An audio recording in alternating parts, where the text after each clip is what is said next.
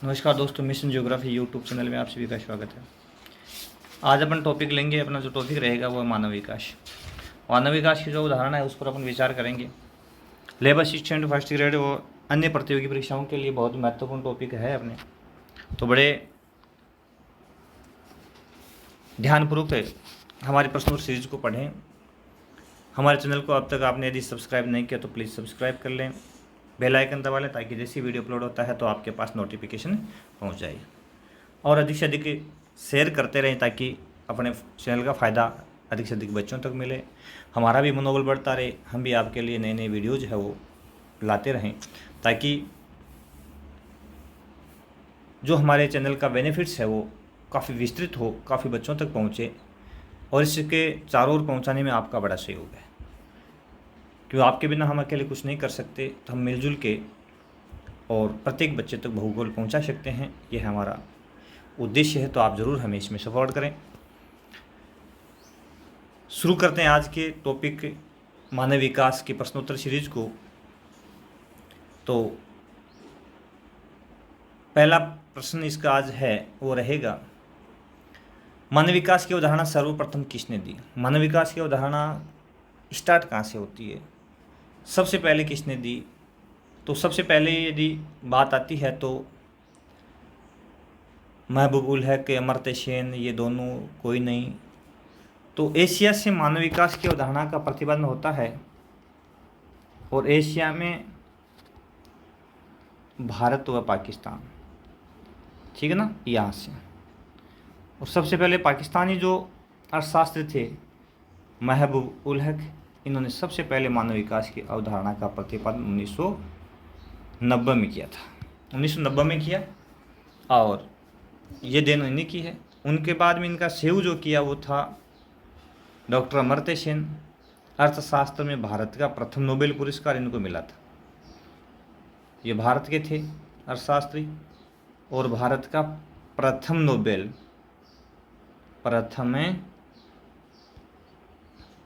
इनको मिला था, ठीक है ना।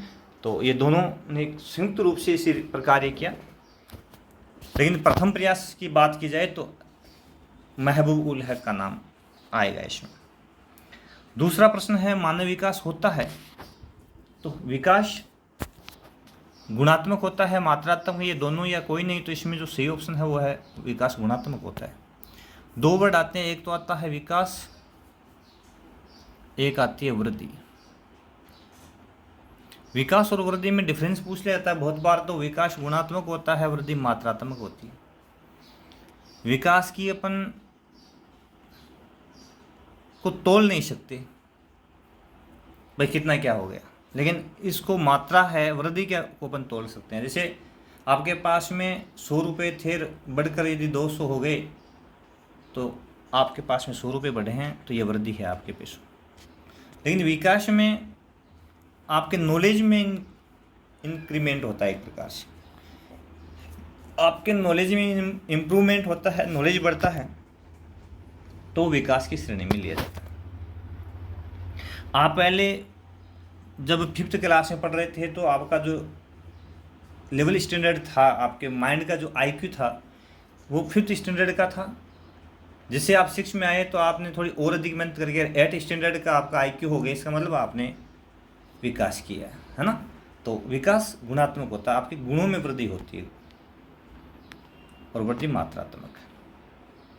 वृद्धि होती है तो मात्रात्मक है, सिंपल सी बात है। अभी बात कर ली अपन। डॉक्टर महबूब उल हक का संबंध किस देश से है? तो ये पाकिस्तानी थे। कहाँ के थे? पाकिस्तान के। और भारतीय कौन थे इनके साथ में? डॉक्टर अमर्त्य सेन, भारत के प्रथम नोबेल पुरस्कार प्राप्त। अगला है, डॉक्टर अमर्त्य सेन का संबंध किस देश से है? तो अपने भारत से है। अगला प्रश्न है, मानव विकास सूचकांक निर्मित किया कब किया गया? तो 1990 में। अभी बताया मैंने, रिपोर्ट 1990 में पेश की थी। और मानव विकास सूचकांक HDI, ह्यूमन डेवलपमेंट इंडेक्स तैयार किए गए 1990 में किए गए। तैयार करने के लिए 3 बिंदु रखे गए। शिक्षा संकेत जो रखे गए, बनाए गए शिक्षा, स्वास्थ्य और संसाधनों तक पहुँच, संसाधनों तक पहुँच, ये 3 बिंदु रखे गए। इन 3 बिंदुओं के आधार पर सूचकांक तैयार होता है। तो पूछ ले शिक्षा, स्वास्थ्य और संसाधनों तक पहुँच, 3 बिंदुओं के बेस पे एचडी तैयार किया जाता है। और इनका जो मान लेकर के उसमें 3 का यदि अपन भाग दें तो प्रत्येक की भारिता आ जाती है। सूचकांक से दिए हुए मानव विकास का है वो 0 से 1 तक है। कितनी संख्या के बीच में होता है? 0 से 1 तक। यानी से सूचकांक जो होता है वो 0 से 1 तक के मान में रखा जाता है। ठीक है, जिसके 5 या 5 से अधिक सूचकांक है, 7 तक के मध्यम आता है, 7 से ऊपर 7.99 से यदि ऊपर है, 0.799 से यदि ऊपर है तो वो सर्वोत्तम आता है, टॉप का आता है मानव विकास सूचकांक। तो विकसित राष्ट्र है उनका अधिक आएगा, अल्प विकसित जो गरीब राष्ट्र है उनका कम आएगा। अगला प्रश्न है, स्वतंत्रता में वृद्धि ही विकास, ये कथन किसका है? तो स्वतंत्रता में वृद्धि 2 वर्ड लिए थे डॉक्टर अमर्त्य सेन और महबूब उल हक ने। तो स्वतंत्रता में वृद्धि विकास है ये तो लिया था अमर्त्य सेन ने, और विकल्पों में वृद्धि ही विकास है ये डॉक्टर महबूब उल हक ने लिया था। विकल्प में वृद्धि ही विकास है ये महबूब उल हक का है। विकल्प में वृद्धि का मतलब है आप पढ़े लिखे हो तो आपके पास में चांसेस रहते हैं रोजगार के लिए, आप किसी भी सेक्टर में जा सकते हो। आप अनपढ़ हो तो आपके सामने एक ही चांस है कि आप मजदूरी कर सकते हो। ठीक है, अमर्त्य सेन ने कहा कि स्वतंत्रता में वृद्धि वही बात है, विकल्प का जो स्वतंत्रता। आप यदि बहुत अधिक सबल हो, आर्थिक रूप से स्वस्थ शरीर है आपका, तो आपके पास में हर तरह की स्वतंत्रता होती है। आप चाहते हो गाड़ी परचेज करना चाहते हो तो स्वतंत्रता है, क्योंकि आपके पास में मनी है। तो ये विकास से संभव है, विकास है तो आपके पास में फ्रीडम आएगी, वरना नहीं आएगी। ठीक है, हर एक चीज़ को परचेज करने की पावर आ जाएगी। तो स्वतंत्रता में विकास अमर्त्य सेन, विकल्पों में वृद्धि महबूब उल हक का कथन। मानव विकास के कितने स्तंभ है? मानव विकास के 4 स्तंभ है। कौन कौन से मानव विकास के 4 स्तंभ है? तो समता, सतत पोषणीयता, उत्पादकता और सशक्तिकरण। सभी ऑप्शन सही है, 4 है। समता, सतत पोषणीयता, उत्पादकता व सशक्तिकरण। अभिप्राय यह हुआ कि समता, प्रत्येक व्यक्ति को समानता का अधिकार होना चाहिए, उसके साथ समान बिहेव होना चाहिए किसी राष्ट्र में वो रहता है तो। इससे क्या होगा, उसको वह मौका मिलेगा, हर प्रकार का मौका, रोजगार में, बोलने में अभिव्यक्ति की, ठीक है, हर कार्य में क्षमता उसके पास में होगी तो उसको आगे बढ़ने का मौका मिलेगा। सतत पोषणीयता का अर्थ होता है सस्टेनेबल डेवलपमेंट, विकास सतत होना चाहिए। प्रत्येक व्यक्ति के पास में उत्पादकता, यदि उसके पास में स्वस्थ शरीर है, अच्छे आर्थिक कंडीशन है तो उत्पादकता होगी, वो अच्छा अर्जन करेगा और सशक्त बन जाएगा। तो ये 4 स्तंभ है मानव विकास के। मानव विकास के कितने उपागम हैं? तो इसके उपागम 4 है। कितने हैं? 4 उपागम है, 4 स्तंभ हैं मानव विकास के और 4 उपागम है। उपागम में निम्न में से कौन कौन से 4 उपागम है? तो आय उपागम, विकास के लिए आय जरूरी है। कल्याण उपागम, आय होगी तो आपकी भावना प्रत्येक व्यक्ति के कल्याण की होनी चाहिए। न्यूनतम आवश्यकता, प्रत्येक व्यक्ति की न्यूनतम आवश्यकता की पूर्ति होनी चाहिए। वर्तमान में न्यूनतम आवश्यकता पहले कहते रोटी कपड़ा मकान, आज 5 हो गई है शिक्षा और स्वास्थ्य। शिक्षा और स्वास्थ्य को न्यूनतम आवश्यकता में ले रखा है। और क्षमता, प्रत्येक व्यक्ति के पास में कैपेसिटी होनी चाहिए, उसकी क्षमता होनी चाहिए कि वो हर क्षेत्र में काम कर सके, पहुंच अच्छी होनी चाहिए उसकी। तो ये कितने हैं? 4 उपागम। मानव विकास सूचकांक तैयार किया जाता है तो 3 बिंदु मैंने बताए थे, तो स्वास्थ्य व्यक्ति का उसका इंडेक्स लेते हैं, शिक्षा और संसाधनों तक पहुंची, तीनों बिंदुओं को अलग अलग भारिता मानक नंबर दिया जाता है और नंबर देकर के उसमें 1/3 यदि करें तो प्रत्येक आयाम की भारिता आ जाती है। यदि स्कोर मानव विकास के अंदर आप इस सूचकांक के माध्यम से आपने तैयार किया और स्कोर यदि 0.800 से ऊपर आता है तो आप अति उच्च श्रेणी में आते हो।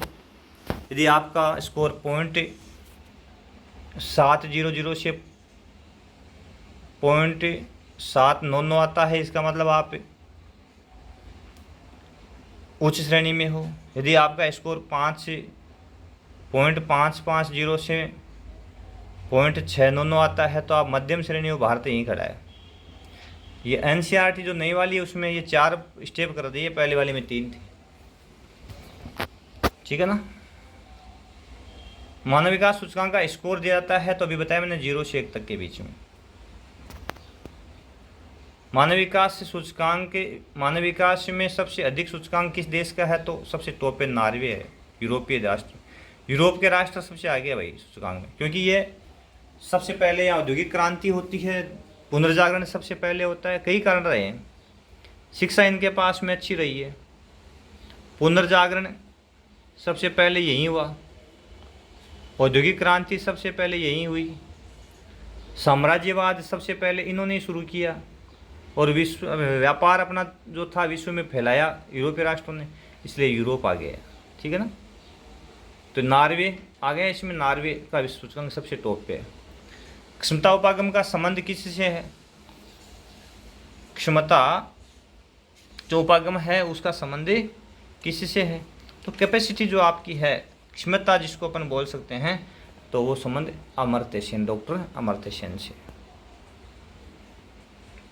आधारभूत आवश्यकता उपागम में तत्व है। आधारभूत आवश्यकता आदमी को क्या क्या वर्तमान में, स्वास्थ्य, शिक्षा, भोजन, जलापूर्ति, स्वच्छता, आवास, ये सब आधारभूत आवश्यकता है। शिक्षा, स्वास्थ्य, पहले रोटी कपड़ा मकान था, पहले मैंने बताया कि रोटी कपड़ा मकान, आवास, भोजन, ठीक है ना, ये जरूरी होते थे पहले, और कपड़ा। आजकल उसमें स्वास्थ्य और शिक्षा और जोड़ दिया गया, और स्वच्छता को और जोड़ दिया गया है ना। तो रोटी कपड़ा मकान, शिक्षा और स्वास्थ्य, बस स्वच्छता है, ये आधारभूत आवश्यकता हो गई आज की। मानव विकास सूचकांक प्रतिवेदन हर वर्ष तैयार किया जाता है, तो संयुक्त राष्ट्र विकास परिषद के द्वारा,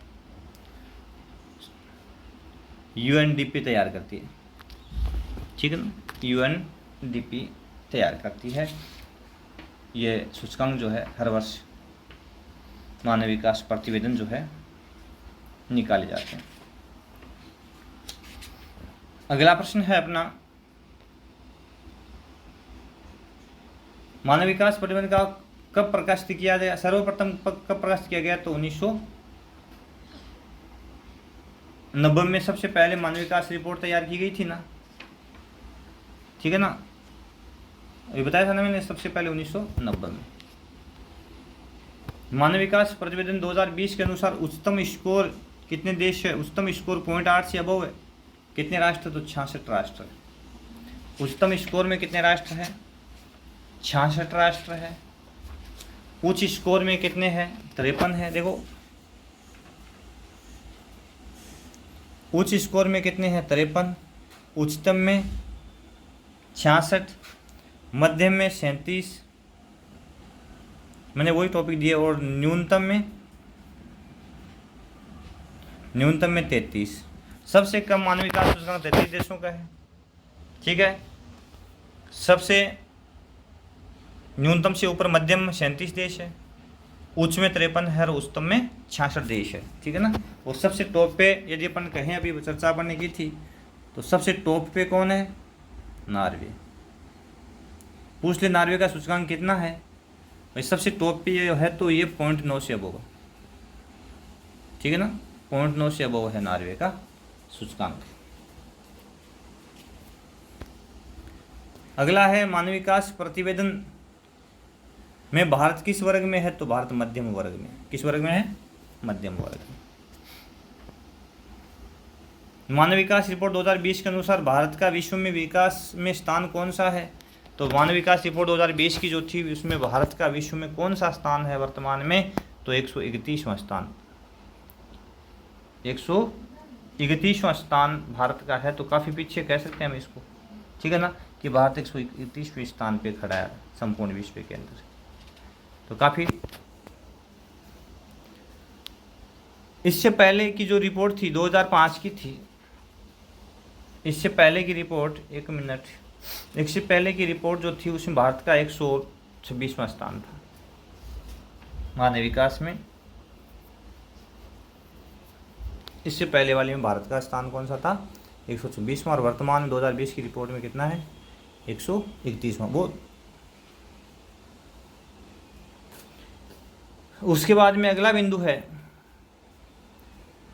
भारत मानव विकास रिपोर्ट में सबसे ऊपर कौन सा राज्य, भारत का कौन सा राज्य जो सबसे ऊपर है भारत में, तो भारत में केरल में सबसे अधिक मानव विकास पाया जाता है, तो उच्चतम स्कोर केरल प्राप्त करता है।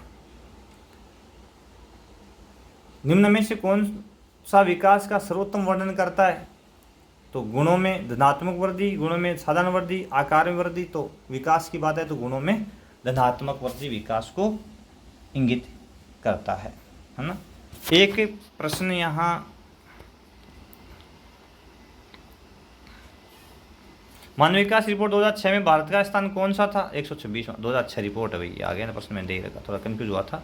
तो 2006 के अंदर भारत का स्थान कौन सा था, 126वां था, ठीक है ना। एक दूसरा मैं बता दूं, विश्व में भूटान एक ऐसा देश है, विश्व में भूटान एक ऐसा देश है, भूटान, जो मानव विकास से अपने देश की जो विकास की रिपोर्ट है ना, विकास की रिपोर्ट, भूटान देश क्या करता है, विकास की रिपोर्ट लोगों की प्रसन्नता, सकल राष्ट्रीय प्रसन्नता, सकल राष्ट्रीय प्रसन्नता से निकालता है। ये एक भूटान ऐसा देश है विश्व का जो कितने खुश रहते हैं उसके आधार पर, उसके अकॉर्डिंग अपने देश का विकास की रिपोर्ट तैयार करते हैं। GNH के आधार पर अपनी रिपोर्ट वो तैयार करते हैं, ठीक है ना। तो एक भूटान एक ऐसा देश है।